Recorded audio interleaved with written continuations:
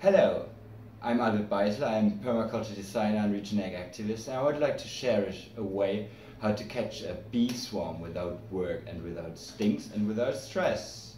Enjoy!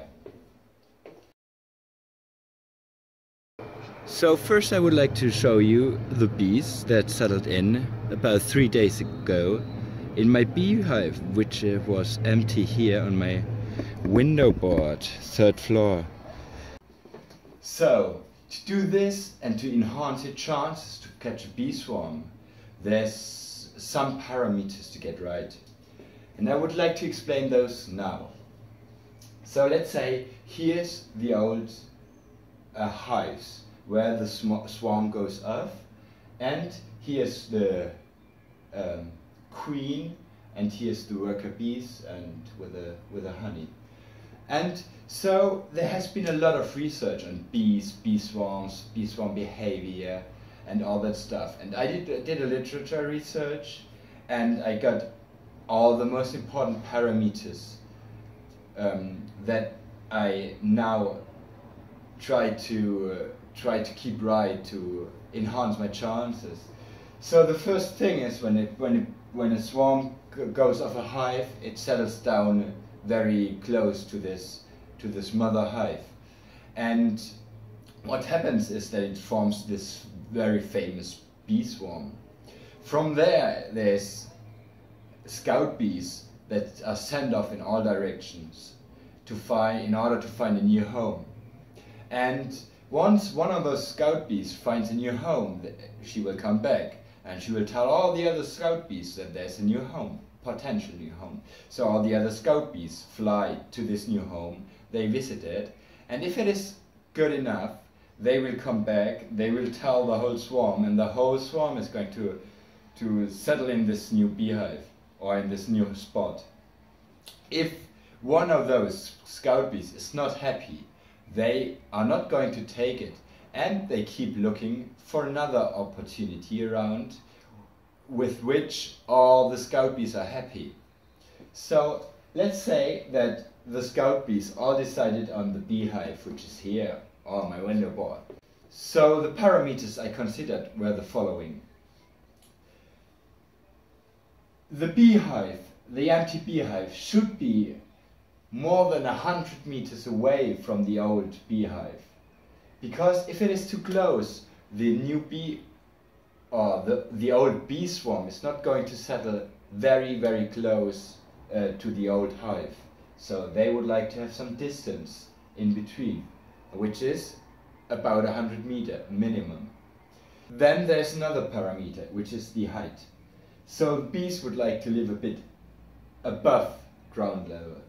Put it a bit up high, like on a rooftop or 2nd floor, 1st floor, garage, tool shed, somewhere there. Put it up high, so which gives you more chances to catch a bee swarm.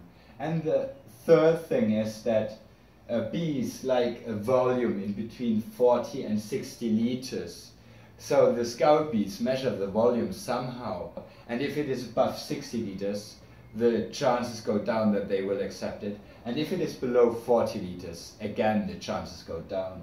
So best volume in between 40 and 60 liters, put it up a bit high, and put it somewhere in some distance, about 100 meters away from a beehive, existing beehive, which will tremendously push your chances to catch a bee swarm.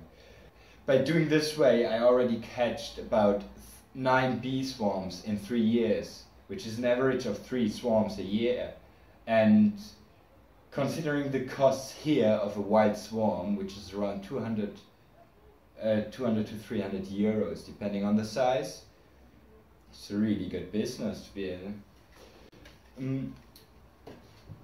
I would further like you to know that I'm not using smoke. I use clove essential oil, and I put it on a tissue, and I use it. I put some on my hands, some on my face, and the bees really don't like it. They stay away, and you can really nicely work with it. Another thing is that I'm using is is a new beehive, so I've been trying several ways. First I started out with vari hives, which were invented in France, without any frames, but I was not really happy. Then I worked a bit with Datans. I'm not sure about the pronunciation, but they are really heavy, and I don't wanna lift that heavy. So I came across a hive which is similar to a top bar hive, but it's got frames, and it's got, so this is Datan standard size, and this is the hive size. So they put it vertically instead of having horizontal frames, which allows the queen to have a deeper comb structure. I furthermore built this hive here, which is out of cardboard, super light. So the idea was that you can hold it with one hand and you can shape the bee swarm into it when they are hanging in a tree, and you have to climb the ladder or whatever. So it's covered inside with beeswax, which should prevent the bees from eating it, but it didn't, in fact. So I think I'll cover it with aluminium foil, just to make sure they don't eat it. They don't eat through. And here I reinforced the corners with wood and with casein glue. Yeah, so that's the whole thing. The frames fit in nicely in here. You've got 11 in this, which is half of a size of a beehive, normal beehive. So the normal beehive would have twice the size, right? Alright, I hope you enjoyed my video about how to catch a bee swarm without a lot of work and without stings. I would like to sum up a certain distance away from an existing beehive, put it up high, and have a volume in between 40 and 60 liters.